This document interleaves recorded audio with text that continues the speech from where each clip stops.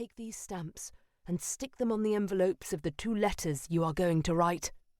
He scribbled 2 addresses on a scrap of paper and slid it across the table. "Promise me," he said. "I promise," she replied. He stood up and tilted his head in respectful goodbye. She watched him weave his way across the room, and suddenly he was gone. That evening, she posted 2 letters to the addresses on the scrap of paper, offering her services. And 4 months later, in February 1943, she joined a secret section of the BBC monitoring service, first at Evesham in Worcestershire and then at Caversham in Berkshire. Wearing a set of headphones, she listened in to German broadcasts.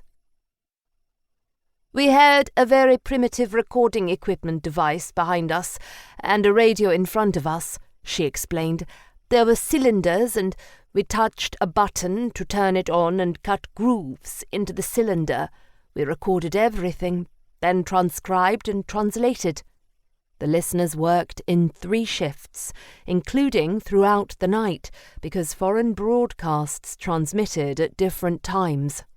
They monitored for Bletchley Park, the code-breaking site in Buckinghamshire, and the War Office. Leslie went on to carry out intelligence duties attached to the Civil Censorship Division of the US Army in post-war Germany, where she monitored German correspondence and translated letters. When I interviewed Leslie over Zoom during the pandemic in 2020, she was approaching the age of 100. She sat in her room in Canada, still so bright and mentally alert, her memory sharp as she regaled me with events from her wartime career. She recounted the story of the RAF officer, then added something which has remained with me. She said, "I never saw him again. I never knew his name or whether he ever came back from his dangerous mission, but that chance encounter changed my life." It sent goosebumps down my spine. Over 80 years later, she still had no idea whether the man who had recruited her for intelligence work had survived the war.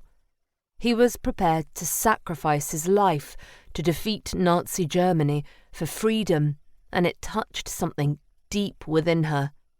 She trusted him that day in October 1942 and was prepared to do what she could for the country that had saved her from certain death in the Holocaust. Leslie's story is one of many inspirational accounts that I have discovered during the course of writing this book. Many of those involved kept their experiences working for British intelligence secret, even from their own families. For instance, it was not until 2 decades after Margot Morse died in 1994 that her family went through her jewellery box that had been in storage and discovered an assassin's pen. It left them with a number of unanswered questions. Had she ever used it? What covert life had she hidden from them? Margot was one of the Baker Street irregulars who worked in utmost secrecy for the Special Operations Executive, SOE. Her file has been declassified, but its slim contents raise more questions about the work she really did for SOE than it answers. Leslie and Margot are typical of the thousands of women whose stories have been obscured behind official secrecy. Charting the contribution of women in intelligence from the First World War through the 1920s and 1930s and into the Second World War is a monumental task. The challenge is underlined by the fact that some aspects will never be known as they are still classified under the Official Secrets Act. This is the hidden history and legacy of women's involvement at the heart of British intelligence operations, espionage, deception, and unorthodox methods of warfare